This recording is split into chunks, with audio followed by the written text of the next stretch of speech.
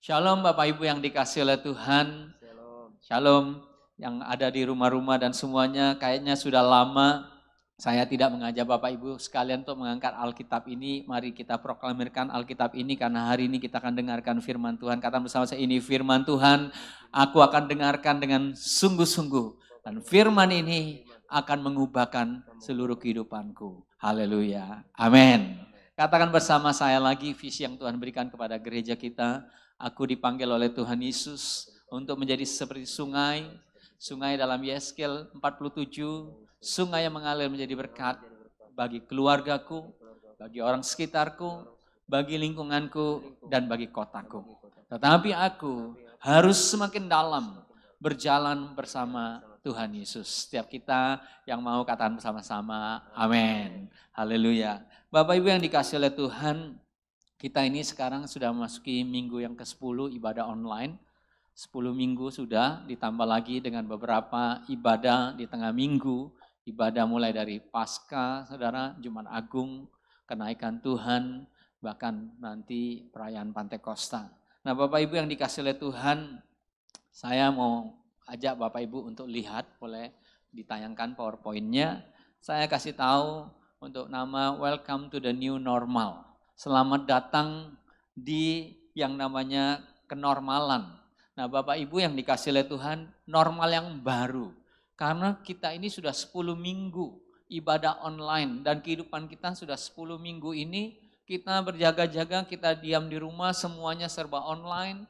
Bapak Ibu, yang kita dulu biasanya ngopi-ngopi, kita bisa fellowship, tapi sekarang kita nggak bisa.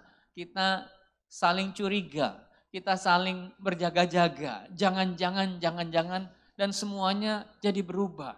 Karena bahkan kita yang biasa kalau kita kunjungan ke rumah-rumah, ada orang datang ke rumah kita sangat senang sekali. Sekarang, saudara, kalau orang datang ke rumah, kita agak was-was, kalau bisa jangan.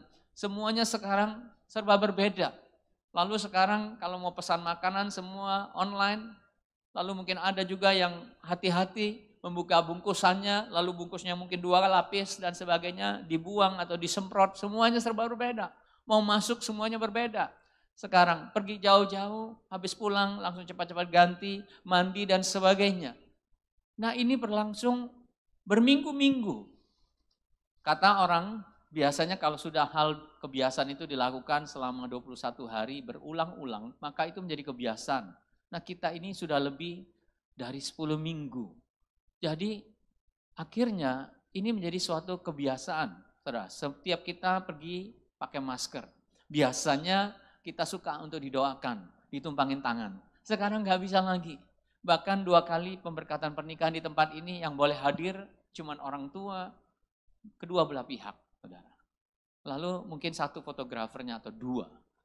Banyak hal, saudara. Yang sakit kita nggak bisa kunjungin lagi, kita nggak bisa tumpangin tangan lagi, dan sebagainya. Ada banyak hal.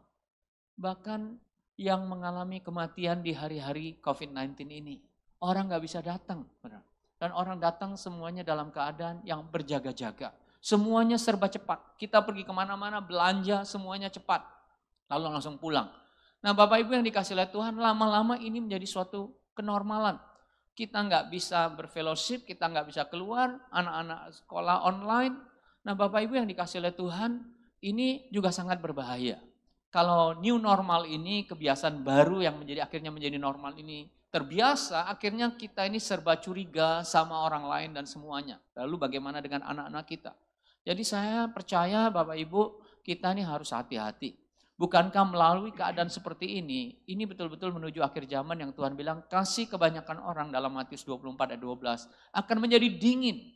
Karena nggak bisa lagi berfellowship. Mau kemana-mana nggak bisa.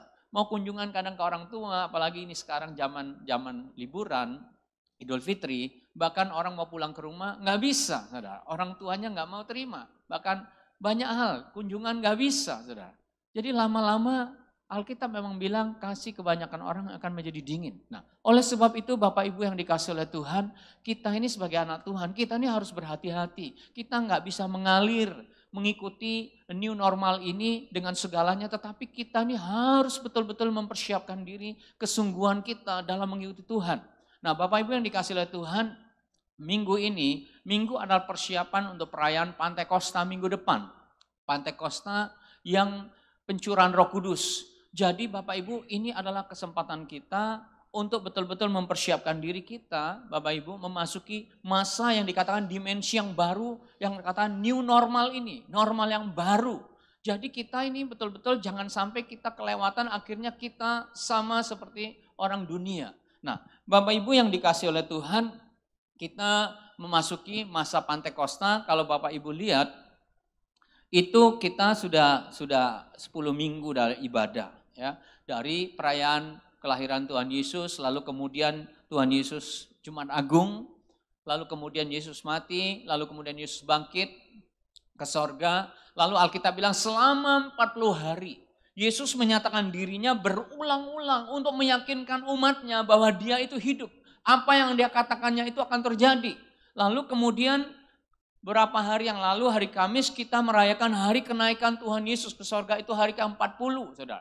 Lalu kemudian sekarang kita sudah melewati hari yang ketiga dari kenaikan Tuhan Yesus di sorga. Kita sedang memasuki satu masa nanti minggu depan yang akan kita rayakan dengan spesial, yaitu Pantekosta. Nah, pencurahan Roh Kudus. Nah, Bapak Ibu yang dikasih oleh Tuhan, mari kita persiapkan diri sungguh-sungguh sehingga apa yang Tuhan mau rayakan tentu ini setiap tahun kita biasa lakukan. Tetapi Bapak Ibu dengar baik-baik, kita sedang memasuki satu masa Pantekosta dalam dimensi yang baru. Sesuatu yang baru yang Tuhan sedang siapkan. Dan kita ini harus persiapan. Sama seperti setiap hari, itu mungkin kita bilang apa akan sama aja setiap tahun kita melakukan, betul. Sama seperti hari-hari kita, setiap hari sama, tetapi ada hari-hari khusus di mana kita rayakan, hari-hari khusus di mana ada banyak pemberian, hari-hari khusus ya, perayaan-perayaan kita rayakan, mungkin hari ulang tahun pernikahan, hari ulang tahun kita, di mana hari itu menjadi hari yang khusus, saudara. Dan biasanya ada hal khusus juga. Nah, saya percaya begitu juga dengan hari Pantekosta yang minggu depan kita rayakan adalah hari yang sangat khusus. Jadi saya mengajak mari mulai sekarang ini saya akan ajarkan Bapak Ibu sekalian, kita mempersiapkan diri, mempersiapkan supaya hari yang khusus ini apa yang Tuhan mau lakukan, Tuhan betul-betul kerjakan. Nah, oleh karena itu Bapak Ibu yang dikasih oleh Tuhan, lihat hari yang khusus minggu depan itu adalah hari Pantekosta. Apa itu Pantekosta? Kenapa Pantekosta itu menjadi sesuatu yang sangat penting? Bapak Ibu, sebelum virus corona ini melanda dunia, dulu waktu awal akhir-akhir tahun kita dengar cuman ada di Wuhan, kita mungkin pikir nggak apa-apa itu cuman di Wuhan. Tapi ternyata sekarang sudah mendunia. Dan pada waktu itu sudah direncanakan pada bulan ini akan ada Empower 21, di mana perayaan hari Pantekosta sedunia itu seluruh dunia kumpul di Yerusalem. Tempat di mana pencurahan Roh Kudus pertama kali. Tetapi Tuhan punya agenda. Itu enggak terjadi dan sekarang justru kita merayakan Pantekosta di rumah-rumah. Karena Tuhan punya agenda sendiri, saudara. Nah, jadi apa itu Pantekosta sehingga harus ada perayaan khusus yang direncanakan pada waktu itu di seluruh dunia kumpulnya di Yerusalem. Karena ternyata hari Pantekosta itu hari yang sangat istimewa. Kenapa? Karena hari Pantekosta itu adalah hari lahirnya gereja Tuhan. Jadi makanya hari Pantekosta yang minggu depan nanti kita rayakan itu sangat-sangat penting. Kenapa? Karena hari raya Pantekosta itu hari raya lahirnya gereja Tuhan. Gereja Tuhan Yesus yang Tuhan Yesus bilang alam maut gak bisa menguasainya. Gereja Tuhan yang Tuhan mau lahirkan di dalam dimensi yang baru. Bapak Ibu yang dikasih oleh Tuhan, setelah 10 minggu ini kita lihat banyak hal yang terjadi. Saudara, gereja-gereja Tuhan. Saudara, kemarin awal bulan saya katakan bahwa Tuhan tuh lagi setting segalanya, setting ulang, saudara. Semuanya, makanya majalah Time katakan waktu dunia itu berhenti, when the world stop, saudara, sampai ada 6 episode. Nah, Tuhan tahu apa yang sedang terjadi dan Tuhan juga bekerja karena Roma 8 ayat 28 berkata Tuhan turut bekerja dalam segala mendatang kebaikan buat orang-orang yang mengasihi Tuhan. Dan saya percaya Tuhan juga lagi men-setting ulang anak-anak Tuhan. Kita bukan lagi tanya di mana kamu Tuhan, tetapi yang kita tanyakan adalah Tuhan apa yang harus aku lakukan di hari-hari seperti sekarang ini. Dan sekarang kita sedang masuki masa yang namanya new normal. Apa yang harus kita lakukan? Tuhan mencurahkan rohnya nanti saudara perayaannya minggu depan. Tetapi saya percaya perayaan Pantekosta ini akan menjadi spesial karena ini menjadi spesial buat gereja Tuhan, buat pembaruan, buat setting ulang seluruh gereja Tuhan, hamba-hamba Tuhan. Lalu Bapak Ibu yang dikasih oleh Tuhan, makanya kita nggak boleh ketinggalan. Bapak Ibu ingat minggu lalu Pastor David Mayanto sampaikan di dalam gereja itu siapa yang menjadi superstarnya? Pendetanya kah? Atau hamba-hamba Tuhannya kah? Atau salah satu departemen kah? Atau Tuhan Yesus Kristus. Dialah yang harusnya menjadi superstar. Dialah yang harusnya menjadi perhatian dari seluruh gereja Tuhan. Tidak ada yang superstar di dalam gereja Tuhan. Harusnya seperti itu. Tetapi Bapak Ibu yang dikasih oleh Tuhan, ini akhir zaman. Bapak Ibu melalui corona ini segala online service, pelayanan online sekarang dibuka.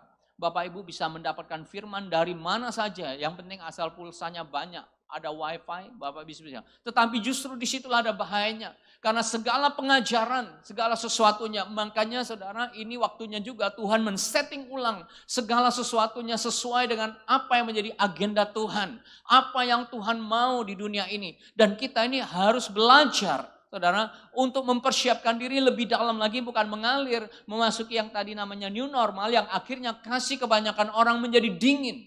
Tetapi justru saatnya kita setting ulang juga dalam kehidupan kita, mengoreksi, saudara. Tuhan, apa yang Tuhan mau aku lakukan, saudara.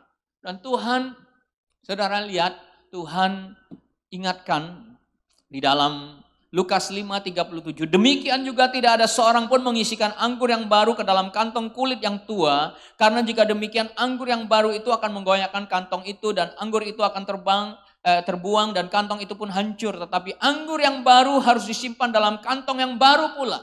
Saudara, kita sedang memasuki musim yang baru, dimensi yang baru. Kalau orang dunia bilang the new normal, normal yang baru. Yang semuanya serba berubah sama sekali.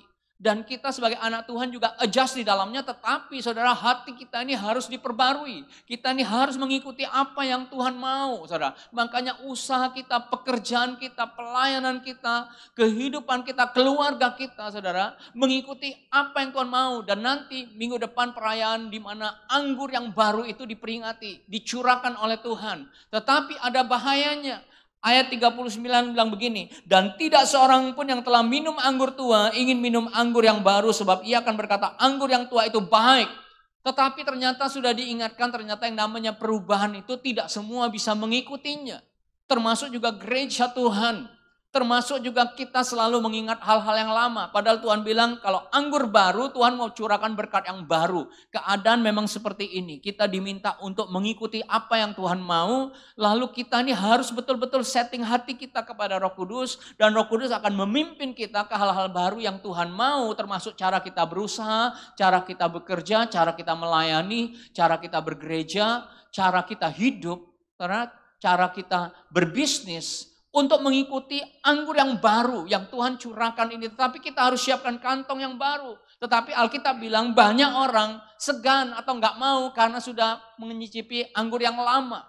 Begitu juga yang terjadi waktu kedatangan Yesus, saudara. Waktu Yesus datang, orang-orang Farisi itu mereka pakai anggur yang lama. Oh, mereka biasa tradisi mereka seperti ini. Karena Musa yang mengajarkan kami harus begini, begitu. Semuanya sudah terstruktur dengan begitu rupa. Peraturan-peraturan sudah begitu rupa. Pikiran kita sudah diset karena sudah bertahun-tahun kita melakukan hal yang sama. Dan semuanya oke-oke. Tetapi waktu Tuhan mengajarkan sesuatu yang baru, dia ditolak. Dia gak bisa diterima. Oh, ini ajaran apa? Gak seharusnya begini. Karena itulah yang Tuhan bilang, anggur yang baru itu harus disiapkan dengan hati yang baru. Karena orang yang sudah lama, kadang-kadang kita lihat banyak orang yang bilang begini. Dulu. Bapak Ibu yang dikasih oleh Tuhan, kita nggak hidup di masa lalu, kita hidup sekarang. Yang harusnya lebih maju lagi, yang harusnya lebih baik lagi, pelayanannya lebih maju lagi. Dulu-dulu itu sudah pas, dulu-dulu itu sudah menjadi masa lalu, sudah menjadi sejarah, sudah menjadi history. Tetapi kita memasuki satu era yang baru. Makanya saudara, hari Pantekosta nanti itu sangat penting sekali. Gereja Tuhan, Tuhan mau perbarui dan gereja Tuhan inilah saatnya hamba-hamba Tuhan, termasuk semua pelayan-pelayan Tuhan, semua umat Tuhan, kita mempersiapkan hati yang baru. Waktu Tuhan mencurahkan rohnya, sesuatu yang baru, Tuhan mau bawa dimensi yang baru, Pantekosta yang baru, silakan Tuhan. Karena kita sudah mempersiapkan diri. Makanya Bapak Ibu lihat, beberapa minggu yang lalu, saudara, ada begitu banyak, saudara, gereja-gereja Tuhan, hamba-hamba Tuhan, semuanya Tuhan sedang perbaiki, semua Tuhan sedang perbarui. Saudara, Tuhan sedang men-setting ulang gerejanya. Jadi Pantekosta ini Pantekosta yang sangat penting karena membawa kita memasuki dimensi yang baru, pencurahan Roh Kudus dengan dimensi yang baru, tetapi kita harus siapin kantong yang baru. Jangan menjadi manusia yang lama yang seperti dulu. Saudara, kalau dulu aku begini, dulu, sekarang sudah berubah Bapak Ibu. Sekarang orang dunia bilang new normal. Saudara, bagaimana new normal kita? Apakah kita semakin dalam sama Tuhan atau saudara menjadi biasa-biasa seperti orang dunia? Yang dalam keadaan ketakutan semua jadi panik, akhirnya kita menjadi seperti orang bodoh. Semuanya saudara tahu dalam hal virus ini, sepintar-pintarnya kita jaga saudara, kalau bukan Tuhan yang jaga gak bisa saudara. Karena ada dari uang, setiap kita perlu belanja, setiap kita perlu pergi ke satu tempat, gak bisa kita cuma kurung di rumah saudara. Jadi oleh karena itu inilah kesungguhan kita dalam masa-masa seperti ini untuk semakin melekat kepada Tuhan. Untuk mempersiapkan hidup kita sebagai kantong yang baru. Supaya pencurahan Roh Kudus yang Tuhan akan curahkan dalam kita merayakan Pantekosta itu betul-betul sesuatu yang baru. Silakan Tuhan, perbarui gerejamu, perbarui kita semua, perbarui kehidupan kita. Jadi Bapak Ibu yang dikasih oleh Tuhan, yang pertama gereja Tuhan sedang perbarui. Lalu kemudian Bapak Ibu ingat, waktu Tuhan mau naik ke sorga, dia kumpulkan murid-muridnya, lalu dia bilang sama murid-murid, kamu jangan kemana-mana, kamu harus tunggu janji Bapa yang Bapa akan berikan kepada kamu, yang dulu sudah disampaikan. Jadi kamu tunggu janji Bapa. Lalu ayat 8 berkata, tapi kamu akan menerima kuasa kalau Roh Kudus turun ke atas kamu dan kamu akan menjadi saksiku di Yerusalem, di seluruh Yudea, Samaria dan sampai ke ujung bumi. Sesudah ia mengatakan demikian, terangkanlah ia disaksikan oleh mereka dan awan menutupi jari pandangan mereka.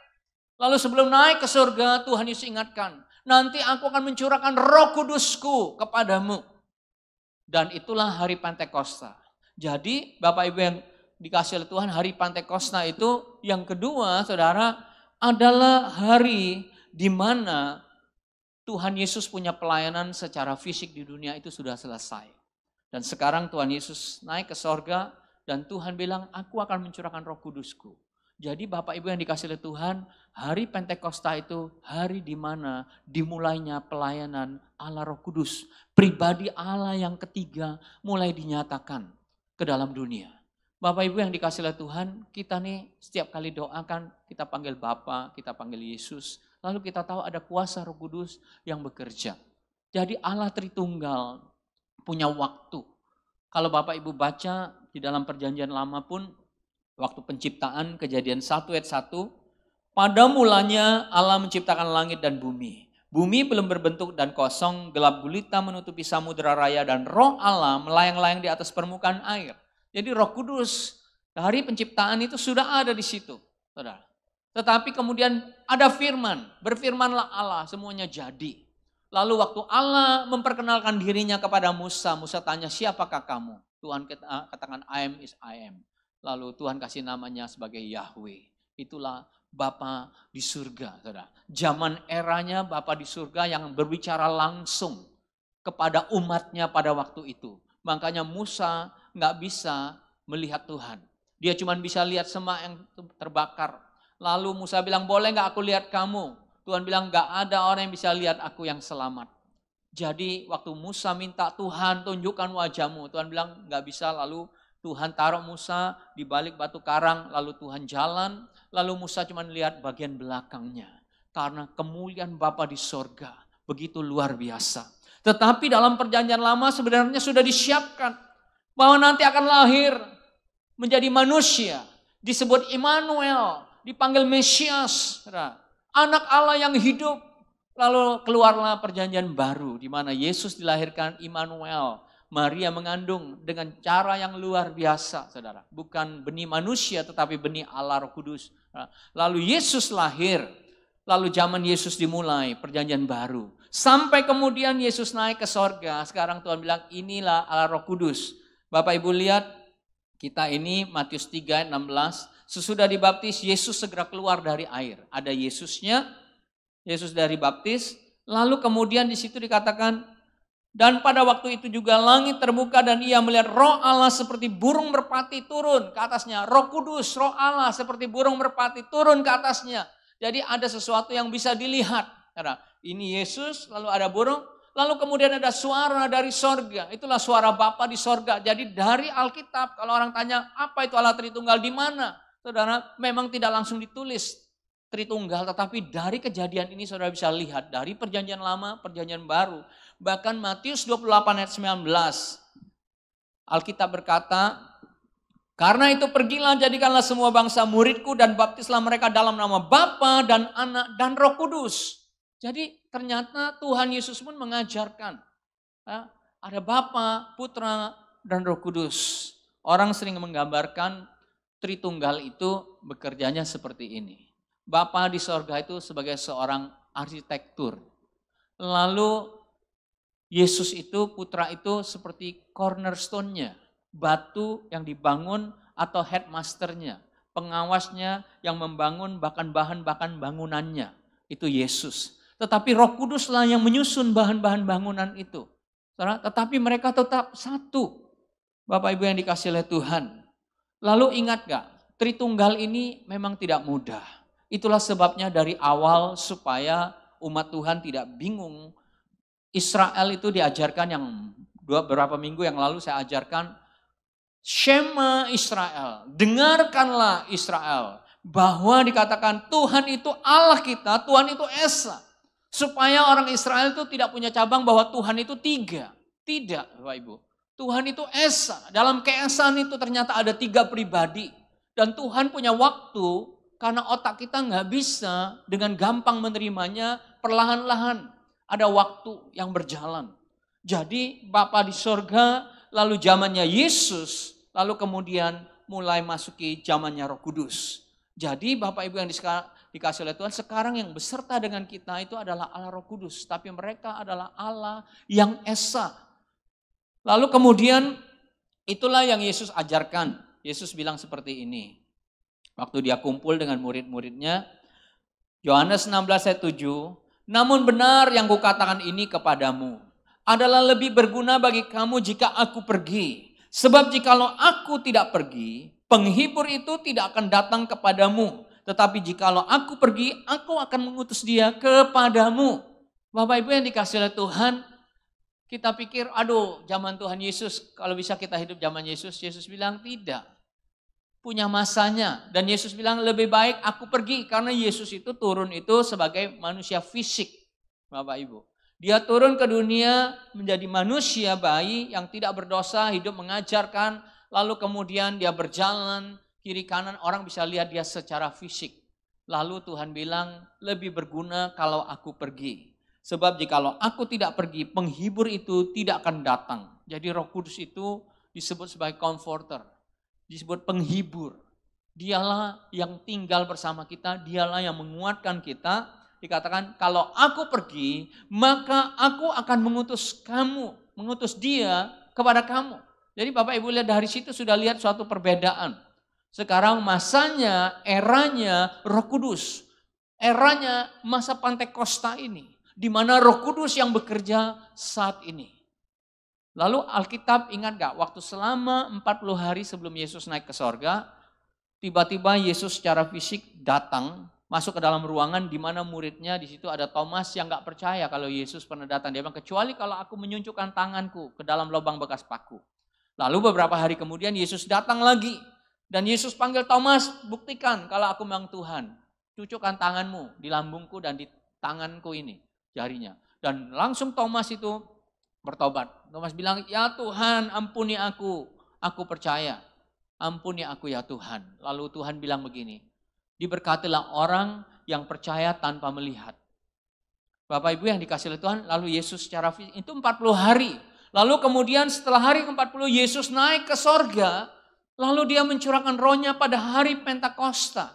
Jadi Bapak Ibu kalau pertanyaan kita tanya di mana Yesus sekarang? Tuhan Yesus sekarang ada di sorga. Itulah sebabnya lihat kisah ini, waktu Stefanus itu bersaksi, dia ditangkap, lalu di hadapan Saulus yang dulu namanya Saulus, lalu dia mau dilempar batu. Waktu dia mau dilempar batu, dirajam pada zaman itu, Stefanus itu melihat di sorga, lalu katanya, sungguh aku melihat langit terbuka dan anak manusia berdiri di sebelah kanan Allah. Jadi Yesus itu ada di sorga, Bapak Ibu yang dikasih oleh Tuhan. Kemudian Ibrani 12 ayat 2 berkata, marilah kita melakukan mata yang tertuju kepada Yesus yang memimpin kita dalam iman dan yang membawa iman kita itu kepada kesempurnaan, yang dengan mengabaikan kehinaan tekun memikul salib ganti sukacita yang disediakan bagi kita, bagi dia yang sekarang duduk di sebelah kanan tata Allah. Jadi Tuhan Yesus itu ada di sorga, dia bertata, dia Tuhan, dia Raja, saudara. Jadi sekarang yang ada bersama kita ini namanya Allah Roh Kudus. Dan Allah Roh Kudus itu adalah sebuah pribadi. Karena ada ajaran sesat Bapak Ibu yang bilang bahwa Roh Kudus itu cuma energi Allah. Jadi yang terutama Tuhan itu hanya Yahweh. Lalu Tuhan Yesus itu nomor 2 urutannya. Dan Roh Kudus itu bukan sebuah pribadi. Tetapi lain Alkitab kita sudah jelas menjelaskan. Yesus sendiri bilang nanti aku akan mengirim dia. Dia yang sama dengan Yesus. Yang akan menyertai kamu. Lebih berguna aku pergi. Karena dengan dia menyertai kamu. Karena dia roh, namanya Roh Kudus. Maka dia bisa ada menyertai kamu dimanapun kamu berada. Bersama-sama dengan kamu. Dan lihatlah Yesus mengajarkan tentang Roh Kudus. Yohanes 14 ayat 25. Semuanya itu kukatakan kepadamu selagi aku berada bersama-sama dengan kamu. Tetapi penghibur yaitu Roh Kudus yang akan diutus oleh Bapa dalam namaku. Jadi Roh Kudus pun diutus Bapa dalam nama Yesus. Dialah yang akan mengajarkan segala sesuatu kepadamu dan akan mengingatkan kamu akan semua yang telah kukatakan kepadamu.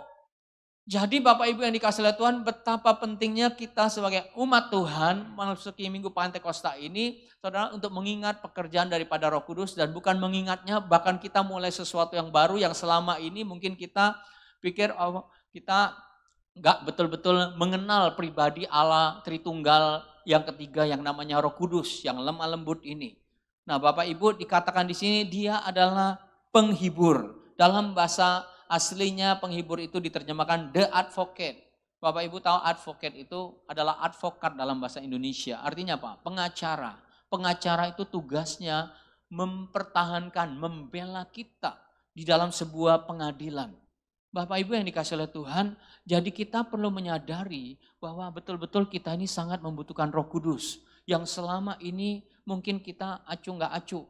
Karena kita pikir kita ini yang namanya doa, kita doa sudah selesai. Tidak. Tetapi ternyata kalau Bapak Ibu tahu bagaimana orang itu, kalau itu sebuah pribadi berarti harus ada fellowship. Harus ada persekutuan. Di mana kita bisa bertanya sama Tuhan. Dalam melakukan sesuatu, dalam mau usaha, mungkin yang selama ini kita nggak pernah lakukan. Memang kita ada doa, jam-jam doa tertentu, itu sangat bagus sekali. Tetapi sehari-hari yang kita bilang bagaimana hidup kita, yang Tuhan bilang dengarkanlah Israel, umat Tuhan, kamu harus mengasihi Tuhan dengan segenap hati, segenap jiwa, dengan segenap kekuatan. Bagaimana caranya? Karena kita selalu gagal, kita nggak mampu untuk mengasihi Tuhan dengan segala keberadaan kita, nggak bisa, saudara. Itulah yang terjadi sama orang Israel, tetapi Tuhan tahu. Makanya Yesus sudah bayar harganya dan dia kirim penghibur, dia kirim namanya advokat. Pengacara buat kita namanya Allah Roh Kudus yang memampukan kita untuk mengasihi Tuhan Yesus. Yang memampukan kita untuk melakukan setiap hari segala perkara. Jadi sama seperti saya setiap kalau mau khotbah saya selalu bilang begini, Roh Kudus mari kita muliakan Tuhan Yesus. Urapi saya supaya saya ngomong segala sesuatu bukan dari saya tetapi betul-betul diurapi oleh Engkau dan betul-betul menjadi berkat. Nah Bapak Ibu mari kita praktekkan, Bapak Ibu sehari-hari dalam pekerjaan di rumah, Bapak Ibu ada apa-apa selalu tanya, konsultasi. Memang mungkin gak langsung Tuhan jawab, oh ini begini, tetapi kita tanya, ya Tuhan apa Tuhan? Roh Kudus, apa Roh Kudus? Ini gimana? Tolong aku Roh Kudus. Aku mau mulai usaha yang baru. Aku mau bergerak gini, boleh nggak Roh Kudus? Sambil kita tanya, sambil kita konsultasi, sambil apa. Saudara nanti lihat bagaimana Roh Kudus itu menurut. Karena di sini dikatakan Yesus bilang, dia seorang pribadi, dia adalah seorang pengacara advokat yang membantu kita dalam pekerjaan kita sehari-hari. Bapak Ibu lihat, Kisah 13 ayat 2, bagaimana Kisah Rasul itu cerita bagaimana murid-murid zaman dulu mereka bergaul begitu akrabnya dengan Roh Kudus. Mereka sangat betul-betul karena setiap hari mereka dalam doa, tetapi dalam kehidupan sehari-harinya saudara mereka terus berkomunikasi. Mereka betul-betul saudara melakukan apa yang Tuhan mau lakukan. Kisah 13 ayat 2 berkata, pada suatu hari ketika mereka beribadah kepada Tuhan dan berpuasa, berkatalah Roh Kudus. Saudara lihat, memang kisah para rasul itu adalah kisah di mana Roh Kudus yang membangun gereja, yang memulai gereja, mulai berkarya. Dan dia pribadi yang bisa langsung berkata-kata, ini pribadi Allah yang ketiga. Khususkanlah Barnabas dan Saulus bagiku untuk tugas yang telah kutentukan bagi mereka. Alkitab tuh hebat. Dia nggak tulis itu berkatalah Yesus. Tetapi dia berkatalah Roh Kudus. Karena betul-betul Roh Kudus yang bergaul sehari-hari, saudara. Lalu kemudian yang berikutnya, Bapak Ibu lihat, Kisah 15 ayat 28. Waktu mereka menghadapi ada banyak orang yang baru bertobat, orang yang memakai anggur lama, tradisi dan sebagainya, lalu mereka harus memutuskan bagusnya bagaimana. Jadi ini sidang di Yerusalem pertama kali orang-orang percaya, pemimpin-pemimpin berkumpul. Lalu Bapak Ibu lihat apa yang ditulis di sini. Kisah 15:20. Sebab adalah keputusan Roh Kudus dan keputusan kami. Kalau kita baca ayat ini ada sesuatu yang sangat aneh. Karena bilang sebab adalah keputusan Roh Kudus dan keputusan kami. Jadi artinya siapa yang ngomong? Bukan Roh Kudus yang ngomong, tetapi rasul-rasul yang ngomong, tetapi dia berani mewakili Roh Kudus. Kenapa? Karena begitu akrabnya. Karena sudah betul-betul intim dengan Tuhan. Itulah namanya keintiman. Jadi Bapak Ibu, doa yang kita lakukan, mesbah doa itu sangat bagus. Tetapi itu harus dilatih setiap hari. Ya, artinya dalam waktu masa doa sudah selesai, bukan cuma kita melatih untuk mendengar suara Tuhan, tapi dalam perjalanan kita berbincang Roh Kudus, gimana segala sesuatu. Mereka bisa ambil seperti ini, itu seperti kayak suami istri. Karena sudah begitu mengenal istri kita, istri sudah begitu mengenal suami kita, dia tahu sifat-sifat kita, sehingga dia bisa mewakili kita. Bapak Ibu, kenapa? Karena sudah tahu. Oh, karena suamiku nggak suka ini, jadi waktu Bapak Ibu mungkin masuk restoran, atau ada makanan ini, Bapak Ibu bilang, oh boleh nggak? Ini nggak usah. Waktu Bapak Ibu putuskan itu bukan untuk Bapak Ibu, bukan untuk kita, tetapi untuk suami kita atau istri kita. Kenapa? Karena kita sangat mengenal suami kita sangat mengenal istri kita, sehingga kita bisa mewakili dalam mengambil keputusan. Begitu juga yang terjadi sama murid-murid. Sebab adalah keputusan Roh Kudus dan keputusan kami. Mereka bisa mewakili. Jadi ini sesuatu yang sangat luar biasa karena fellowship-nya, karena keakraban inilah yang namanya keintiman, Bapak Ibu. Inilah kalau kita mau lakukan agenda Tuhan, Bapak Ibu, kita harus latih kehidupan kita, bukan cuma pada jam-jam doa kita, tetapi sehari-hari bagaimana waktu kita bekerja, waktu kita nyetir, waktu kita mau ambil keputusan, kita selalu ngomong sama Roh Kudus. Lalu kemudian Bapak Ibu yang dikasih oleh Tuhan, tugas dari Allah Roh Kudus, Yesus bilang begini, dan kalau ia datang, ia akan mengisapkan dunia akan dosa, kebenaran dan penghakiman. Akan dosa karena mereka tetap tidak percaya kepadaku, akan kebenaran karena aku pergi kepada Bapa dan kamu tidak melihat aku lagi. Akan penghakiman karena penguasa dunia ini telah dihukum. Jadi apa tujuannya Allah Roh Kudus ini hadir ke dalam dunia? Sementara Yesus di sorga, Bapa, tetapi Roh Kudus. Bukan cuma dia menuntun kita orang percaya, tetapi Alkitab bilang di dunia ini Roh Kudus sedang bekerja. Apa tugas utamanya? Yang pertama dikatakan tadi bahwa Roh Kudus itu kalau ia datang, ia akan menginsapkan dunia akan dosa. Bapak Ibu yang dikasih oleh Tuhan, dia menginsapkan dunia akan dosa. Siapa dunia itu? Dulu kita ini orang dunia, orang yang tidak percaya. Dulu saya tidak percaya, tetapi saudara, Tuhan pakai segala cara untuk mengingatkan saya bahwa kamu mungkin berpikir kamu orang baik, tetapi kamu kan orang berdosa juga. Waktu saya dengar firman Tuhan, waktu ayat firman Tuhan ditanya sama teman kaya, kamu percaya dengan ayat ini Yohanes 14 ayat 6. Akulah jalan kebenaran dan hidup. Saya yang ngotot, wah yang lain bisa jalan pakai jalannya masing-masing, yang lain lakukan orang baik kok, mereka semua. Tapi ayat ini kemudian Roh Kudus mulai hidupkan kembali. Mengingatkan saya, iya ya, kalau memang betul orang bisa lakukan, kenapa anak Allah harus turun ke dunia? Siapa anak Allah ini? Dia kan Tuhan sendiri. Kenapa nggak pakai nabinya saja? Kenapa dia harus turun? Dan itu menyadarkan saya bahwa, oh iya saya ini orang berdosa yang perlu Tuhan. Nah itulah yang terjadi, makanya kita dari orang gak kenal Tuhan, kita bisa datang kepada Tuhan karena pekerjaan Roh Kudus. Lalu bukan cuma menginsapkan dunia akan dosa, tetapi akan kebenaran. Apa itu kebenaran? Yaitu Yesus bilang, aku naik kepada Bapa. Artinya Yesus itu turun dari sorga dan sekarang dia naik dari sorga. Tapi selama dia hidup, dialah kebenaran. Dia kasih standar kebenaran itu. Bukan kebenaran menurut kita, menurut dunia, atau menurut demokrasi. Yang mana suara paling banyak berarti itu memutuskan itulah yang benar. Belum tentu. Tetapi kebenaran yang dari Tuhan. Kebenaran yang dari pertama Tuhan sudah tegakkan melalui hukum-hukumnya. Dan Tuhan Yesus menunjukkan itu melalui kepribadian yang tidak pernah melakukan dosa selama dia hidup. Dia dicobai, dia ditesting karena dia menjadi manusia. Tetapi dia menunjukkan bagaimana hidupnya. Ketergantungannya kepada Roh Kudus, ketergantungannya kepada Bapa di sorga. Selama dia hidup di dunia. Dan sekarang dia pergi ke sorga. Sehingga model itulah yang membuat Roh Kudus menunjukkan. Kalau kamu hidup dalam kebenaran, inilah modelnya. Kamu harus mengikuti Tuhan. Ini modelnya. Sudah ditunjukkan modelnya. Jadi bukan suara buta punya, oh harus begini, tapi nggak ada contohnya. Tetapi inilah contohnya Yesus sendiri kehidupan dia. Lalu kemudian yang ketiga dikatakan tugasnya adalah akan penghakiman. Karena penguasa dunia ini telah dihukum. Penghakiman. Dan penghakiman itu dari pertama malaikat Lucifer berontak sudah dibuang, lalu manusia hidup jatuh dalam dosa dan Tuhan mati di kayu salib. Karena penghakiman yang harusnya turun kepada kita ditimpakan kepada Yesus di kayu salib. Lalu dikatakan barang siapa yang tidak percaya kepada Yesus. Alkitab bilang mereka berdosa karena mereka tidak percaya kepada Yesus. Karena dosa dunia ini sudah ditanggung oleh Tuhan Yesus di kayu salib. Jadi kalau kita orang gak percaya, ya orang itu hidup dalam dosanya. Siapa yang tanggung mereka? Jadi penghakiman itu sudah dilakukan, sudah terjadi di kayu salib. Jadi setiap orang yang percaya kepada Yesus dikatakan dosanya diampuni. Karena memang sudah diselesaikan penghakiman itu di kayu salib. Itulah Yesus katakan, it is finished, sudah selesai.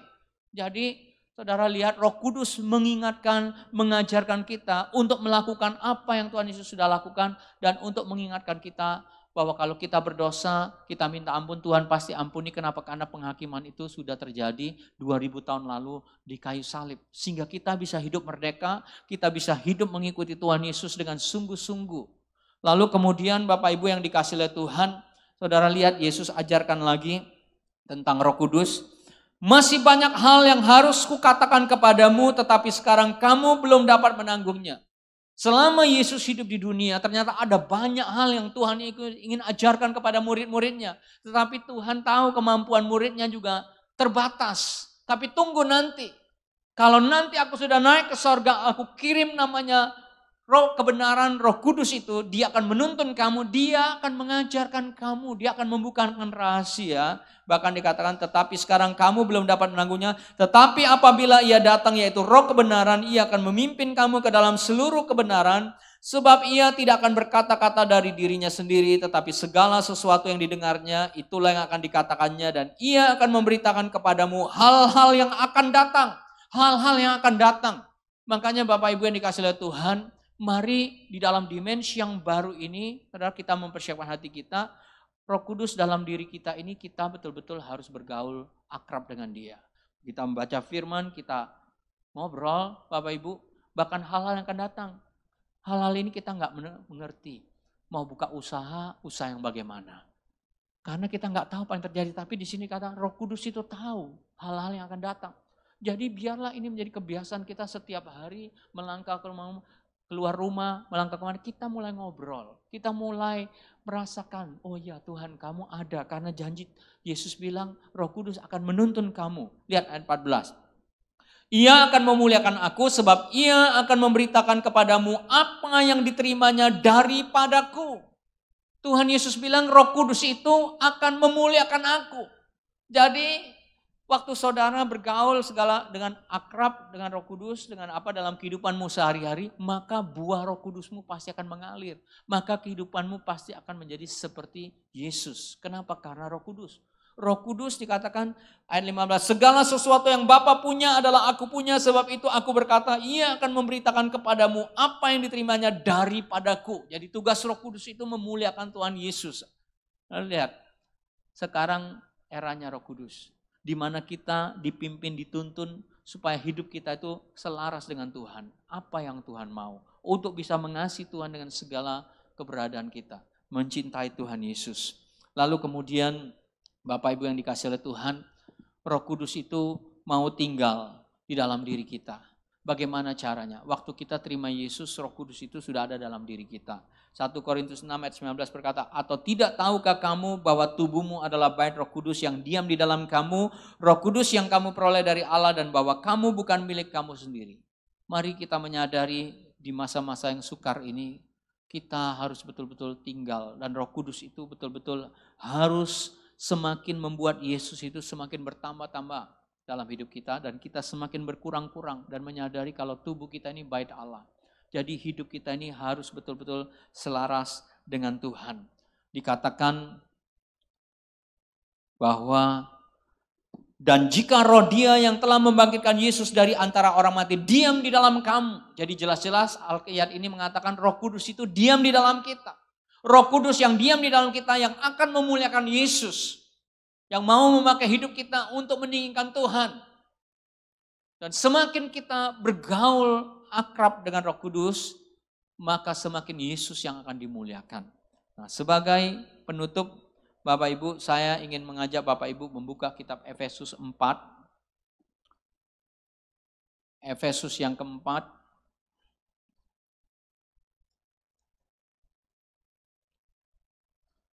Ayat 17, Bapak Ibu lihat di situ adalah manusia baru.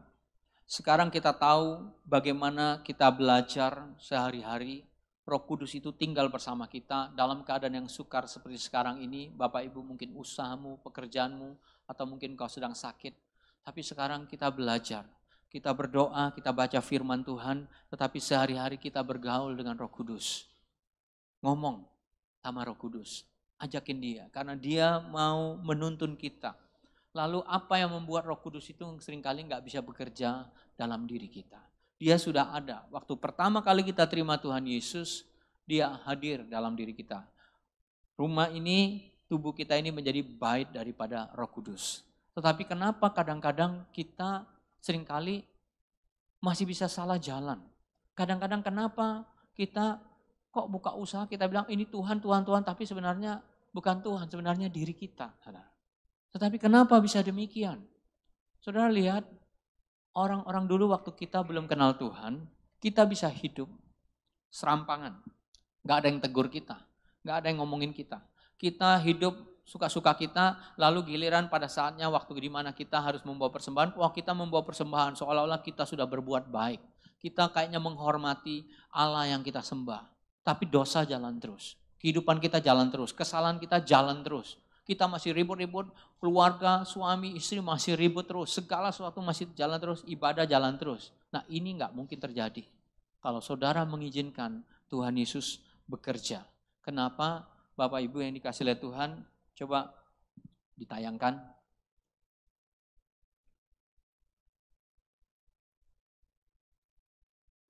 Nah, Efesus 4 ayat 30. Dan janganlah kamu mendukakan Roh Kudus Allah yang telah mematerakan kamu menjelang hari penyelamatan. Ternyata kita ini bisa mendukakan Roh Kudus.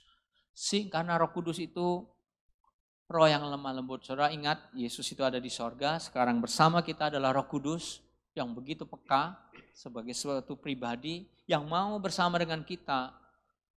Tetapi kita bisa mendukakan dia. Dan itulah saatnya di mana kita itu dari roh kita berpindah kepada daging. Kita melakukan banyak hal sehingga kita pikir kita ini tetap anak Tuhan, tapi ujung-ujungnya kenapa gagal? Ujung-ujungnya kenapa tidak berhasil? Karena ternyata yang kita pikir Tuhan sebenarnya daging kita, kemauan kita, saudara.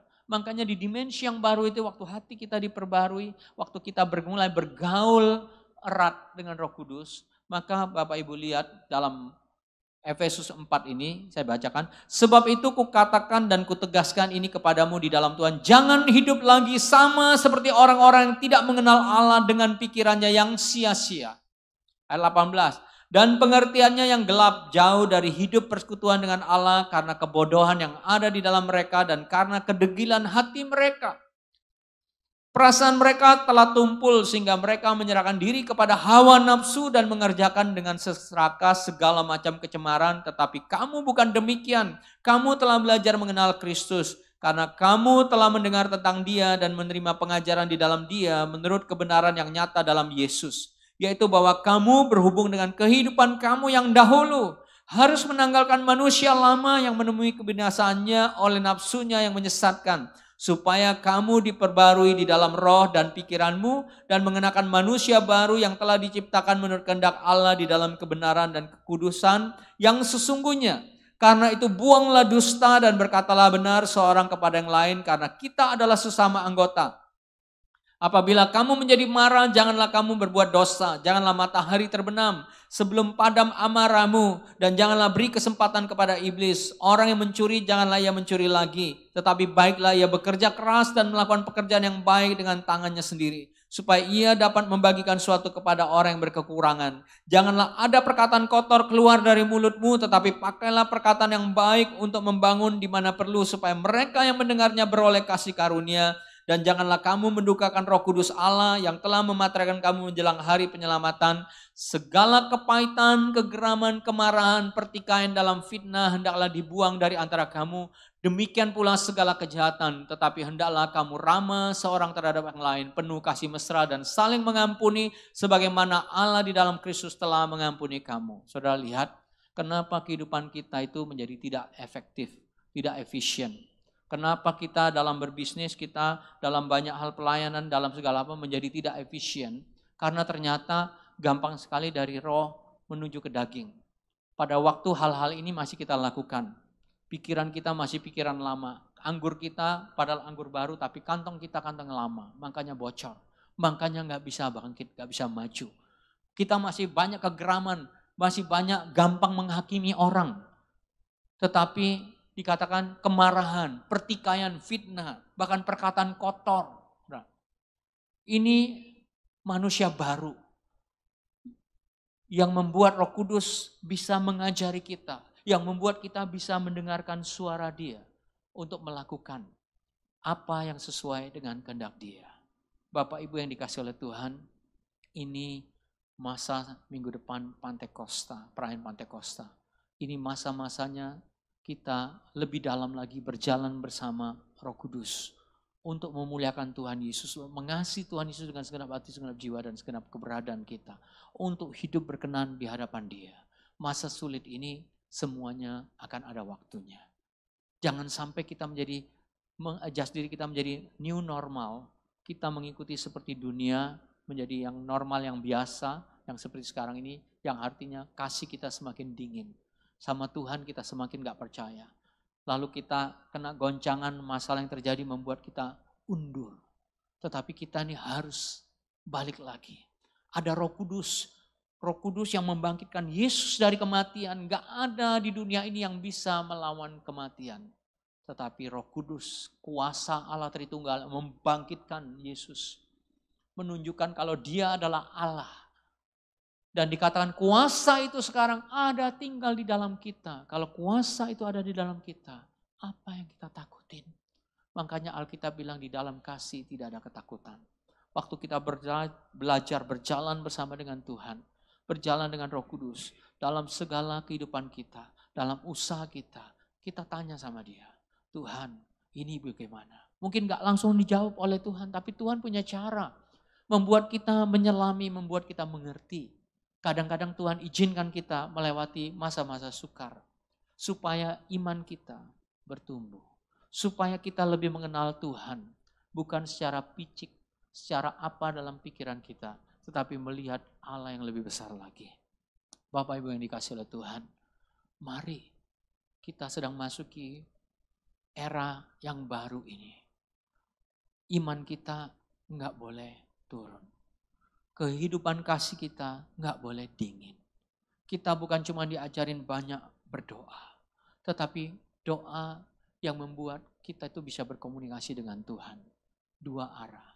Yang membuat kita mengingat Roh Kudus itu ada dalam diri kita. Yang membuat kita memuliakan Yesus. Yang membuat Roh Kudus mengingatkan kita akan segala apa yang Tuhan Yesus ajarkan untuk kita lakukan dalam kehidupan kita. Karena suatu hari nanti kita pun akan ketemu dengan Tuhan. Mari kita siapkan hati Bapak Ibu yang dikasihi oleh Tuhan. Supaya pada waktu minggu depan nanti perayaan Roh Kudus. Roh yang baru betul-betul dicurahkan sebagai dimensi yang baru pencurahan Roh Kudus Pantekosta. Betul-betul kita mengalaminya. Jadi mari saya mengajak Bapak Ibu sekalian yang menyaksikan seluruh jemaat Tuhan. Mari kita puasa sungguh-sungguh. Mulai dari malam ini, besok, sampai persiapan kita Pantekosta. Sebenarnya ini sudah didengungkan. Tapi mungkin ada kita yang gak sungguh-sungguh, ada kita yang masih setengah-setengah. Tetapi saya minta dalam ke depan ini Senin sampai Sabtu, mari kita siapkan hati kita. Dan minggu depan kita ada KKR Pantekosta yang khusus jam ibadah kita juga nanti berubah. Nanti Bapak Ibu perhatikan pengumuman. Bapak Ibu yang dikasihi oleh Tuhan, mari kita siapkan hati kita. Oh, saya mau mengajak kita, mari kita angkat lagu ini.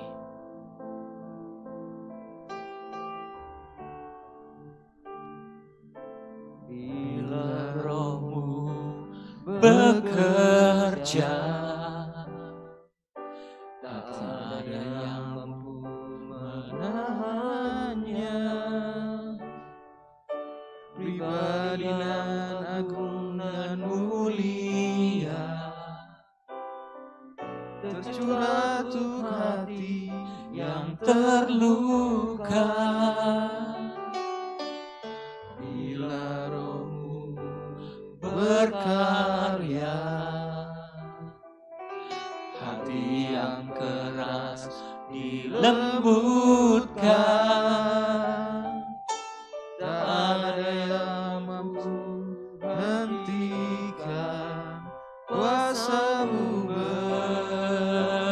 bekerja. Ini waktu-Mu Roh Kudus, penuhi setiap hati yang haus akan-Mu. Ku lakukan perkara yang mustahil setiap hari, bergerak dengan tuntunan ilahi. Sementara musik terus bermain, Bapak Ibu yang dikasihi oleh Tuhan, kita sedang masuki dimensi yang baru, new normal, yang sudah berminggu-minggu kita nggak tahu bagaimana ke depannya. Mari kita memasukinya dengan kantong kita yang lama kita ganti dengan kantong yang baru. Sehingga Roh Kudus boleh bekerja. Apa yang Dia mau lakukan, Dia lakukan. Mari kita mulai latih diri kita. Bukan cuma dalam berdoa. Bukan cuma dalam membaca firman Tuhan. Tetapi dalam pergaulan kita sehari-hari dengan Allah Tritunggal yang ketiga, Allah Roh Kudus. Untuk mulai kita menyadari sesungguhnya dalam diriku ini adalah Allah Roh Kudus. Mari kita muliakan Yesus.